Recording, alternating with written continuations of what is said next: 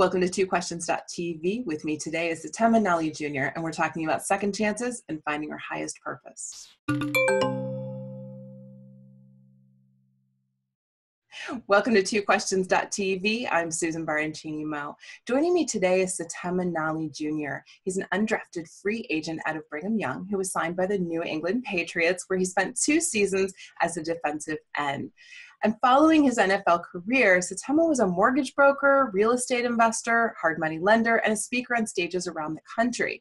He's an accomplished musician, me too, and was a top sales manager, trainer, and recruiter for Vivint, and is a business coach, consultant, speaker, trainer, and coach for business owners, entrepreneurs, and coaches and trainers. Hi, Setema. Welcome to the show. Susan, it is an honor and a blessing to be with you. Thank you for having me. Well, I enjoyed your book. This book, audience, this is his book. So let's talk about winning the game. Or winning after the game. I'm really excited. I enjoyed your book, and I loved it because it talked so much of second chances and third chances, and really striving to find meaning and purpose in life. And one thing I really liked about the book was when you talked about storytelling and how we tell ourselves made up stories because we're addicted to drama. And I think that's true. Drama is interesting, you know. And so maybe someone's watching this show today and they've been telling themselves a story and maybe they don't even know it. How can they begin to untangle the story to find the truth and begin to handle it? One of the greatest things that we can do as human beings to find that story, to get to the root of what's really going on, is to just be honest, to tell the truth, to be real, to be authentic, and to be totally transparent. And that would look like a person saying, hey, this is what current reality is in my life. And you got to look at it. I address things in 4 quadrants, like physical, spiritual, relational, financial. And if you just take a look at your life, like really look at it with a set of truthful eyes, you're either going to say, hey, this really works for me. I love my life. It's amazing. It could not be better. I'm going to keep doing what I'm doing. Or you would look at it and say, this isn't working. Like, I actually want some, and this requires someone to tell the truth about what they want, what they feel called to do, what they believe would be just a different life, maybe a better life, whether it's more income, more freedom, a tighter marriage. And the core belief of this, the core truth is, you really can't create that life. So how do we get someone to untangle the stories? Just look at your life today and ask, is this the life that I truly want to live? And if it's not, and it starts by telling the truth, that's where we begin diving into the stories and what's holding us back or what's getting in the way. I think that's probably quite difficult to do because the stories help make our lives more palatable when we're not living the life that's authentic to us. And I think that's true even more when you're successful. So in the book, you talked about having the courage to walk away from what you're doing in order to pursue your highest purpose. And especially when you're experiencing real success in your current work, which I think is very difficult. I've worked with executives over the years who have found that very, very hard. So when I read this, I thought, this is a really unique message that I haven't seen a lot in other work. So could you talk a little bit about that? Yeah. A big part of going after your higher purpose or higher calling, it's, I tried to do this in my late 20s and I tried to do it in my early 30s. What I learned was that I wasn't ready. I hadn't developed the necessary required skills, the competency, the experience, right? Just like this fabric of, I'm actually ready.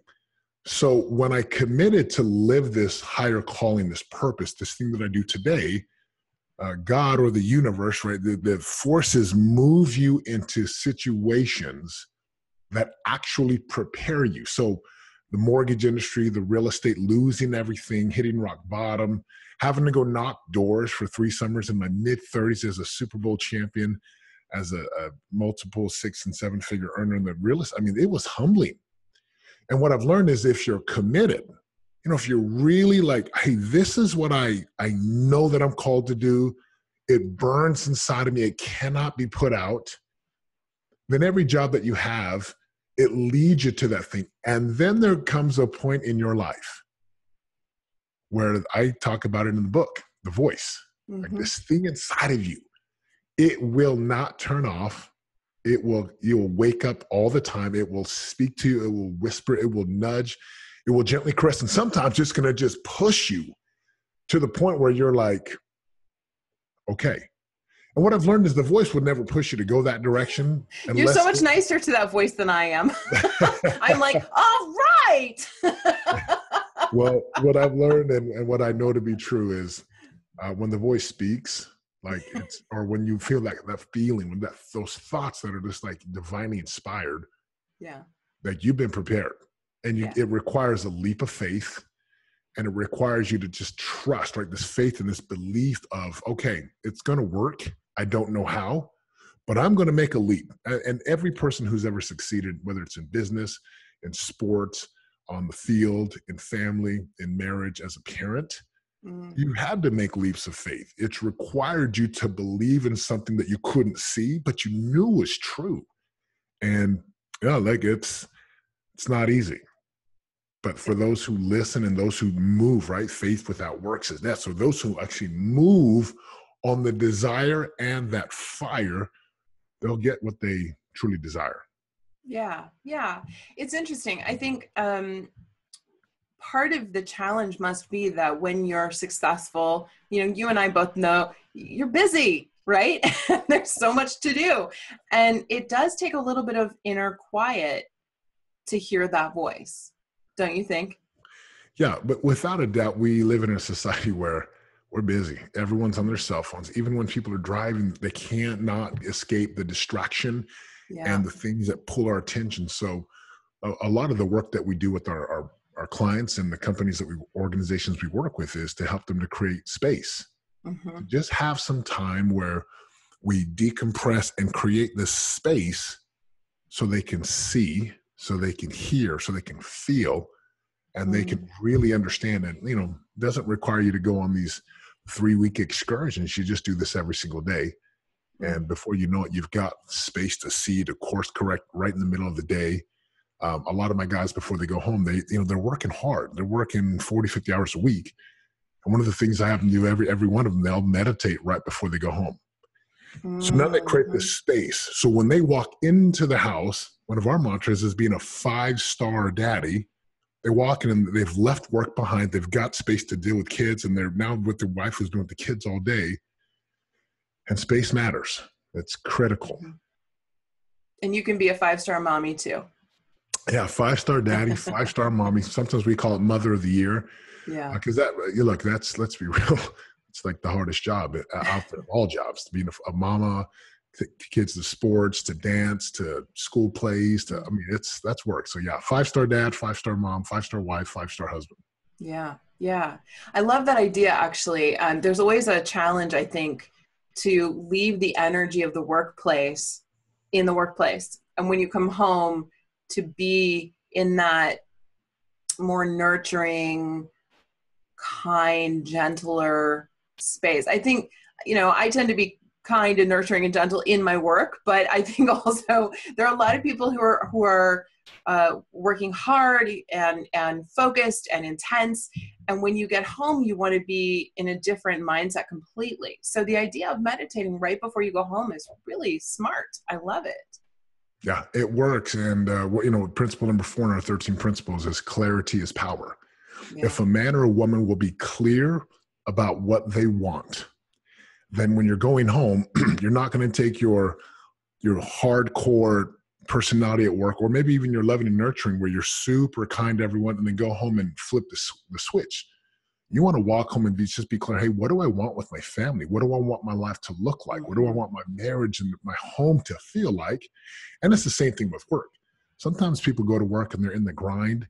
They're just in this mechanical, habitual way of showing up where they don't really step back and say, hey, what do I really want for my life?